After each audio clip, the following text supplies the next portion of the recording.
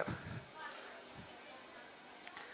संत ने लिखा है, बहुत रसिक संत हुए हैं ब्रज के, उन्होंने लिखा है,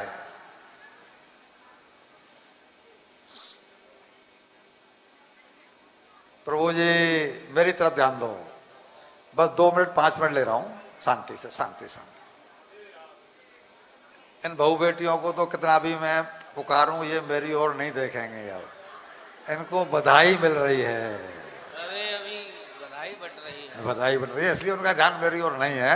चलो कोई बात नहीं, जिन जिन का है वो सुन लो। अरे अब कुछ नहीं हो सकता भाई, गलत समय पर स्टेप ले लिया, ये थोड़ी देर बाद लेना था। चलो अब जो हो गया है उसे। वो कहते हैं, संत ने क्या लिखा है लाला जी, पांडे जी सुनिए, लांगड़े जी सुनिए, तोदी जी सुनिए, मोदी जी सुनिए, सब सुनिए। क्या लिखा है संत ने कि त्रेता में जो होती माचिस की तीली एक, त्रेता में जो होती माचिस की तीली एक, तो वाटिका अशोक में सीता जी दुख पाती क्यों। रजिस्ट्रार राक्षसी से माचिस मांगी है ना कि तू मुझे जरा सा अग्नि लाके दे दे, मैं अपने शरीर को।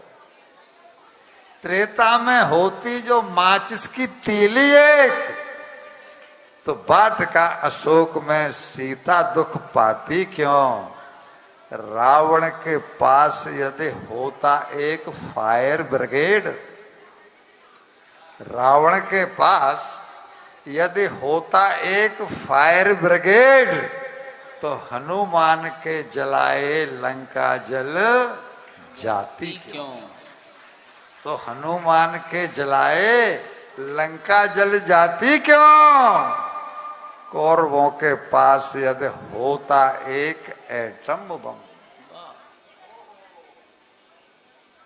कौरवों के पास यदि होता एक एटम बम, तो 18 अक्षौणी सेना ऐसे खप जाती क्यों।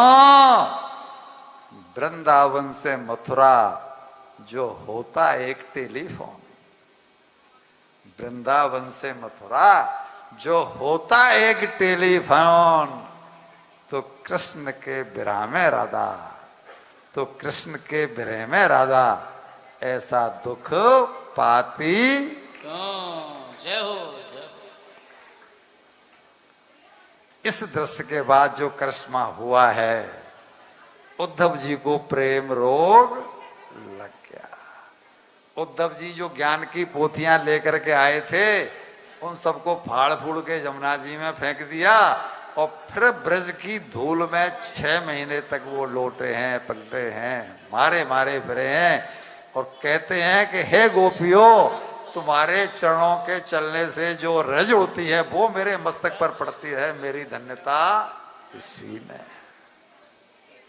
राधा रानी को उन्होंने कहा, आज से आप मेरी गुरु। प्रेम कौन सिखाएगा? जिसके पास प्रेम होगा। अनपढ़ व्यक्ति का कुछ पढ़ा सकता है?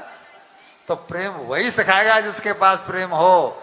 तो राधा जी को गुरु बनाया, और क्या कह रहे हैं, मुझ उद्धव की आपसे विनती बारंबार, क्या कि अपनों चाकर जान के करो प्रेम संचार। अपनों चाकर जान के और करो प्रेम संचार। थोड़ी देर पहले कह रहे थे कि वो तो गांव की गंवार ने। उद्धव जी कहते हैं कि हे गोपियों, हे राधे जू, आपने कहने में, आपको कहने की अब जरूरत नहीं है। क्यों? कि कछु कयो नैनन सो, आंसू, कछु कयो बैनन सो, और कछु कयो नैनन सो, तो बहुत कयो बैनन सो, और रहो सयो कह दयो सब हिचकीन ने आपने। जय हो। जो हिचकी आपकी बनी है, सब कुछ कह दिया। अब मुझसे सब मालूम पड़ गया कि आप में और ब्रह्म में कोई अंतर नहीं है। भैया जी, ये प्रेम का नशा है, और नशा का अर्थ ही है कि वो सिर पर चढ़ करके बोलता है। इसके बाद में उद्धव जी वृंदावन गए हैं और भगवान कृष्ण के ऊपर नाराज हुए हैं। अरे कृष्ण, तू यहां पर रूखी सूखी मथुरा में क्यों पड़ा है रे? वृंदावन जा, वहां प्रेम बरस रहा है, प्रेम हिलोरे ले रहा है। मैं जाके हरा हो गया और तू यहां रोता रहेगा।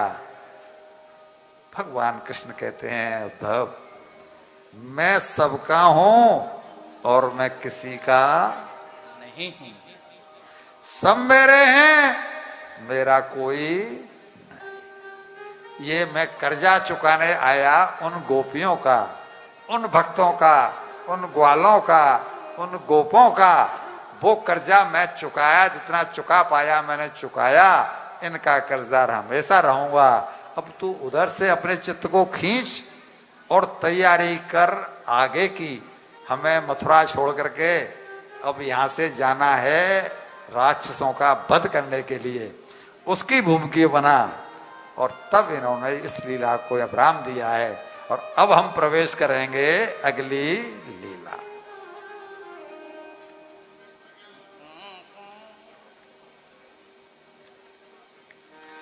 उद्धव जी चले गए, उधर भगवान कृष्ण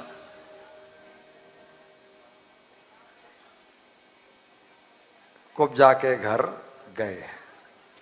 कुब्जा के घर पर जाकर के उसको संतुष्ट किया है और फिर महाभारत की भूमिका लिखने के लिए उन्होंने अक्रूर जी को हस्तिनापुर भेजा है। हस्तिनापुर भेजने के पीछे कारण एक ही था कि वहां से कोई मुझे बुलाए।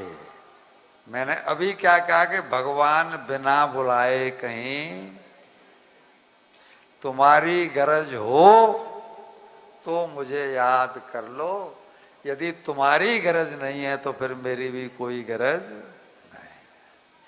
उद्धव अक्रूर जी पहुंचे और अक्रूर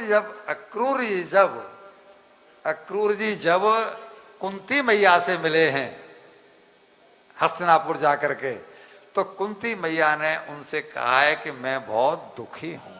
क्यों? कि मेरे पुत्र कौरवों के अत्याचार से त्रस्त हैं, बहुत दुखी हैं। और कृष्ण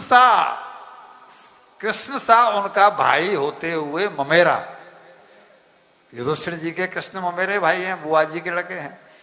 कृष्ण जैसा ममेरा भाई होते हुए मेरे पुत्र दुख पाए, ये सोचकर मुझे बड़ा दुख होता है।